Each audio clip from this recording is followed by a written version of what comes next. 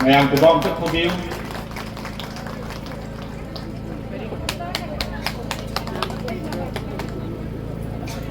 Si London tinggi dan bila iba mamaya pagi. Puno pi mapanda iko mana kurang jadi. Loina na. Ay nawang tinggi mamangga. Maraiba baramdam majati. Di kanna boho na bada mamalipa maramdam kanna boho na bada. Kasi degi sahi madhutrupi mamangga. Thona phabi ima sing aduna mokoi na utki ba thona lan lingjin tugi ikai kunna ba utpagi thoram mam khudong chawa nasi minol sing na pena phangi bisi da bakka ima sing legi da ima sing from da ahan bakka da salanjali kachari ai koi ki mayam yam da bhajana koi ki inona nasi ki delegation sigi introductory speech da kai kuna jalebi ai chanupi haide mombi Dr. Merina Nehru College paibi mana yang phajana nupi lao gi paranda tapi gare pasi nupi lao se terino habi mati ku yang phajana tapi lami adu loina na dan gi muksi jaraba mera ima singa thambilamba कोई मेरा की मतलब हर कोई की नसीब होता life structure सीधा कोई मेरा से कमाइंडो वर्पनो है भी बताऊंगा कोई है मेरा हो हर कोई की योगी रख लेबी ऐसे कोई मुझे की संयुक्त कमेटी के प्रेसिडेंट कोई भी सी वरुणाना या भजना मृत्यु न तंबिल में अथवा इमिटली लेंबी लेवे का कुशिना कोई ना मकोई केंदबा नतगा मकोई अवाटपा मकोई रुतबा हाइबो पुतो सुमयाम थंबिलमे आई याम तेंतक ना हाइजेके याम सांगल जोय मरंदी कोई मतंग दो ओपन सेशन से लेगनिना आई कोई की हौजी ऑल असम मणिपुरी वीमेन मेरा पार्टी कोऑर्डिनेशन कमेटी से हिंदवी यादे हाइबी पांदम दो कोई संजन जरपने मी पुनः मुझसे लोने चिन्हे चिल्ले सो कोई एडवाइजरी बोर्ड कोई मीटर उतरे करेंगे मसी मतलब ब्रह्म तैमा संसी अतो पर dalam ID kenapa tu kita lalu nak kita nak ada hego kita hanya bersyukur sih pana lapis saja ni aku masih macam tu sesing meam pani barang di aku ini nasi lain bamela pagi saya meam lain meam juga dia ni ampal adu adigi pergi WMC isu itu nasi lama dah betul jadi benda tu istri pun lama tadi aku koordinasi komiti makan lagi aku berjari bodoh ke mau tahu siapa yang betul aduh aku jadi thoki grup kamu kerana mau na pergi kena saya tahu jadi nasi ni nubi dah nubi lalu lain tu saya masih ni pergi kalau dah apa nak masih apa dia masih punya satu case. Anak mama nanti masih tanah kita masih tentu. Masih pergi sama ta macam dah koi bu misguide tu boleh apa niat kamu kerja dah masih tahu ni. Masih koi unit pergi macam koi masih information bijai masih kena aku makan bu kerana koi koordinasi komiti si masih tugai ni mana lagi masih tu tapi kita nak apa ini sendiri. Aku Central Committee yang aku maling panah lagi. Aku masih kalau baru aku advisory board aku kerana lagi sini. Aku very sacrifice. Aku sacrifice tu lah sebeli. Nanai ini penting lah sini aku buat saya. Aku family bersiar se nujung itu mau makai bagi tarpa macam demi sini business nak ibadagi. Bagi orang tu aku bayar apa ini masih ini. Aku juga ayam macam tu isu family. Tani kayak tu sih kemai tu sih kan. Aduh nama ya apa ini iman sudah yang terkenal di Lebanon, yang sekretai itu bermioi kerap. Saya ini masih tu le, masih ubah dari kau na, ini yang na kau na nuai jenis. Aku ini masih มุดไปอย่างกันที่เลยเช่มุดที่มุดอะไรอันนั้นไม่ได้ที่ไปกับคนที่เขาทำตามแม่ที่เกลันเดอร์วัดกับแม่ให้พี่นี่มันต้องไปอาศัยคอนเฟอเรนซ์ลอยไปมาสิเพื่อที่จะมาสิลอยมาก็ไปคุณทำมาตัวชัวร์เอาอินเวลคอนเฟอเรนซ์ตัวเองเป็นขนาดมันจะมันต้องเฟบรุยร์वही और शाम मणिपुरी में मेरा पारी court committee की सही कुंठा में कोई सुबह एनुअल कॉन्फ्रेंस में कोई हम ना कोई सिंजर आने मधुका कोई मिनी के प्रोग्राम सामने कोई बताने जारी मधुका कोई की बा आवाज बा apa ini sidaruba ini hiran ba division sidaruba kamu kali ini madu hiran namna madu ki apa madu कोई सिम साजरी मधु कोई और पेट्रोल जलते अरे नशी थमजलिंग नहीं ना अकोई से मणिपुर की मपांदले कोई सी अकोई ना मणिपुर पोक्तरा मणिपुर की मपांदले कोई से we are very lucky अकोई मुक लाइव पावसे नहीं सुन रहे मणिपुर की मपांदले मणिपुर ये कोई से मणिपुर पोक्ते ना कोई वालों तो बिल्कुल को मरण दिए कोई से लाइव पावा जाती मणि नशी पृथ्वी ने मणिपुरी स्पीकिंग पीपल से मणिपुरी लोन बंगाल का कोई से नशी पृथ्वी दा बांग्लादेश असम मणिपुर अदिगी मपम मतो पद ऑस्ट्रेलिया दा मिटे जुम चाम तारे तारे पृथ्वी दा मपान दा मिटे से म्याम जुम ताव याम ना रेको नशी कोई ना लोन मतन दा ने अकोई मणिपुरी स्पीकिंग पॉपुलेशन से लाख कुंछा भादे कोई पृथ्वी से कोई मणिपुरी लोन मांगी बकोई के मणिपुरी लोन नाम बाई से बेटा मुझे यार उनको मणिपुरी लोन नाम बकोई से मी लाख कुंछा भादे बा ऐसी पृथ्वी से अदु कोई ना मणिपुरी मपांदा ओजाई लंका सिलचर कसार कोई बड़ा भेली से कोई तारीफ से अतो को जाती है कोई का फमी ना फंगी से we can speak Bengali better than one Bengali nanti one Bengali mana Manipuri metron ngam pada yang jangan ngam apa nanti aku is survival ini lagi fungsi lantaran kita aku ini Bangla ngam karena adana nasi ki aku ini nilai ba bora tempat Bengali se crore 20 crore ni macam tu ya British sila adana 1993 dah asyik Santos Mohon dia terkenal tentang कोई की देश से stage नहीं साधन पर करोड़ ओम करोड़ तो ना बंगो side सम्मेलन जो इंटरनेशनल प्रोग्राम तो भी तो मधुल लाइन को ऑस्ट्रेलिया देखी शिकागो देखी मसम मसांग मैं आम नहीं मैं आंचल दो they are having more than 20 crore मतलब लेको बंगाली पॉपुलेशन है मशीन में तो कोई हमी ना जना आई कोई जगह दे भाई मजा बजलाल जगह से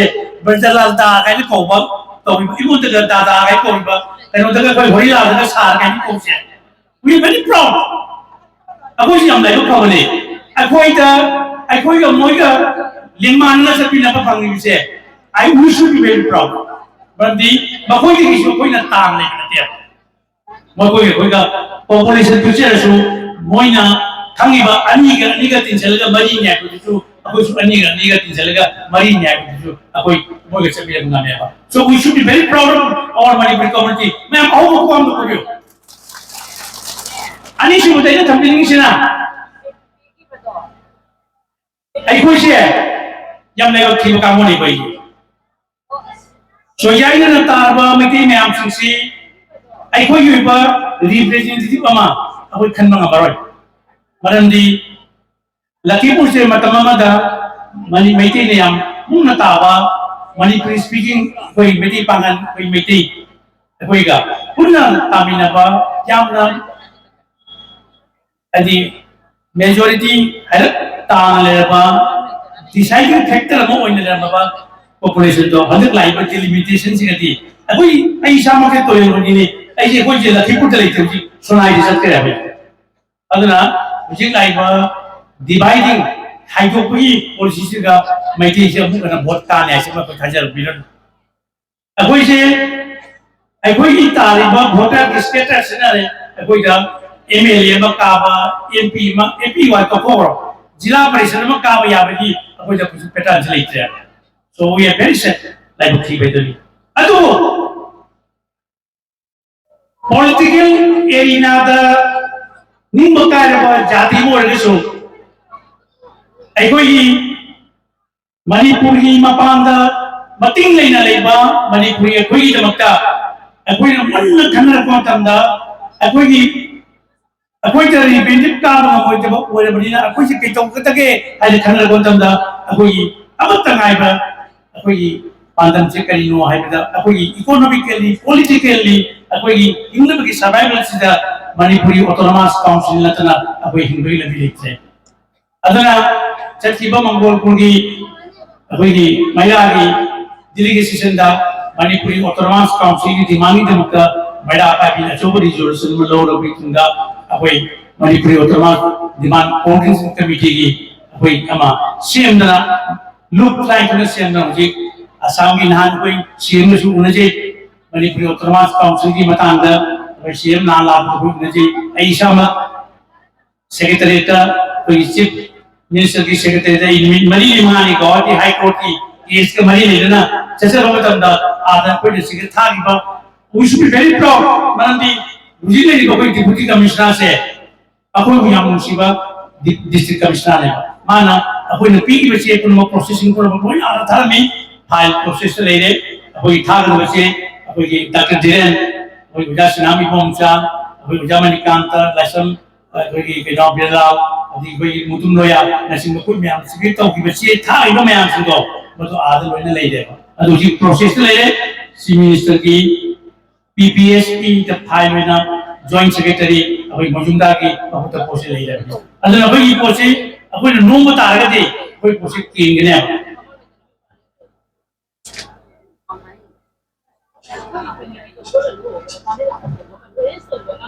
mana mo itala ay anda ki 12 December sin ay amang tanda ay nupi lagi se ay amang ay jasa cien chongji ay Dr. Jiren adi ko ya sinabi bomsa adi ko ya mani kanta adi ko bilal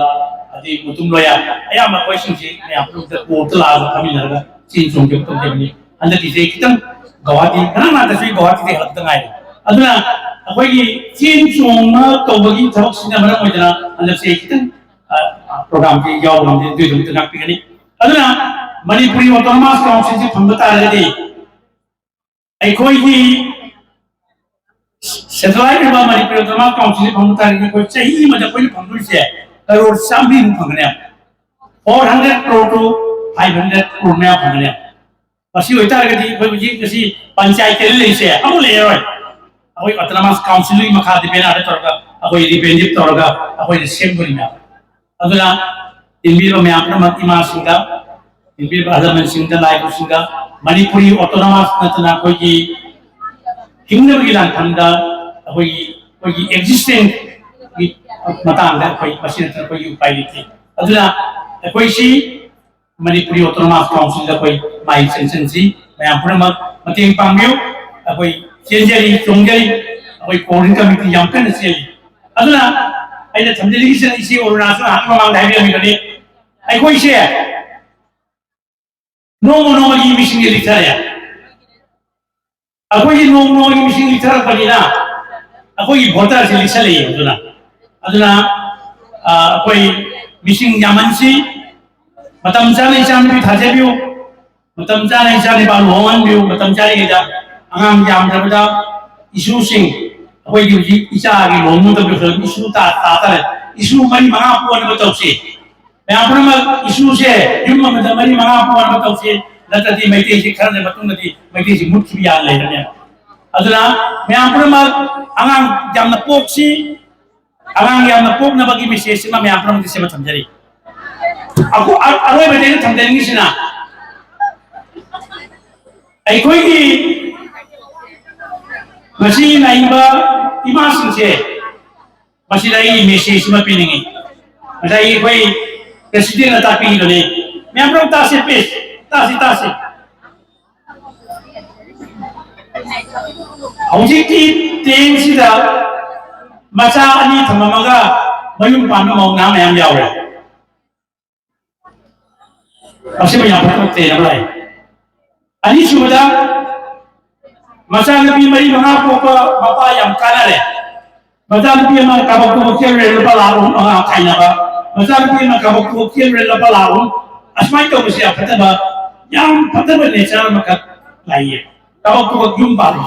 Kunci sibu. Jumpa sibu kabuk tu dia apa? Aduna, lagi nung sejarah apa? Mama sendiri request tu jadi. Mana ni? Aku itu ni. Isan pipo pa si mama ka masan pi kasi hoyam na rozo ko por man oi bina ngasi ai koi ni samas da nimon sing se ato pa jati bai nam pa la ato pa jati da bai pa man nimon sing se no mo ni bai sing sa wo isao he pa to ne ga la na masi ma ai me anda request to jage masi yari ni chan ki sing control to pio Aku ini ya, atau apa ya? Kita mahu pamer bisa ikut panggil, Bangalore itu panggil, Pune itu panggil, Bombay itu panggil, ada lagi Rajasthan itu panggil, Delhi itu panggil, ada lagi Calcutta itu panggil. Ayo, ini caca bunda panggil apa? Sana lagi pamun ni pasal lupa lagi bukan dasar dasar ni. Mami tu mapi cinta ni hukum betul nanti. Yang mana kalau atau apa ya kita jumpa lupa Niwon singko nuain le hong ya hong ti. Tal magi jung dulu le sini. Mami tinggal pita le hong. Aduna mama awi singa ai komner premjeri isana bising se atau payati da tatana pa purnasi masih matam jadi. Aduna hari pagi enosida masih pia bising bagi mak singi dagi penyanyi buat thongna aduna apa mama mau ina ko pasti kasi sama sida koi toji the Napoleon had me please give me a good mother then I'll give you a good nation hai ni apa mama piu ona berjawab si ko mama do magi piu munggal lagi dah mama apa batik siapa mama oi bedagi ona berjawab si koi ni bi jinglen snagi mama do apa aji magi garbhal lagi betul apa mama oi betul na aji jinglen snagi koi ni do sami bi berkaran lagi mama do apa mama awal betul sami bi berada kui me aduna please give me good mother then I'll give you good nation unsi se mama adalele mama apa tadi ulta ni apa mama awal si nasi gitu yang seperti singgapan bisida apa mama mau ubah tayong singgapan jadi yang perlu jadi thank you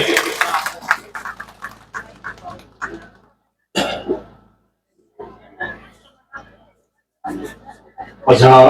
namun gumakan terlalu segi, macam segi apa lagi, orang lebih metungin dah, orang mesti bersembunyi Punjabi orang ke, mereka dah dipam mapugi, ambang lang keleng sendiri, ada mungkin di bawah di